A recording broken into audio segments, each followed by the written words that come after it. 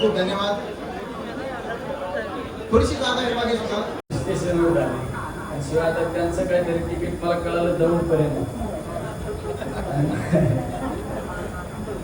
माझं पण तिकीट दौंडपर्यंत. अरे हिरवा झेंडा तर दाखवायचा, तुम्ही आहेत ना बरोबर सगळे. हिरवा झेंडा दाखवल्यानंतर आम्ही सुद्धा त्या प्रवासाचा आज आनंद घेणार आहे.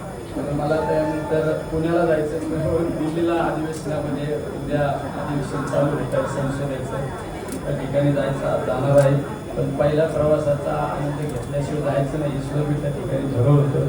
पुन्हा एकदा या सर्व उपस्थित राहिलेल्या सर्वांना धन्यवाद देतो.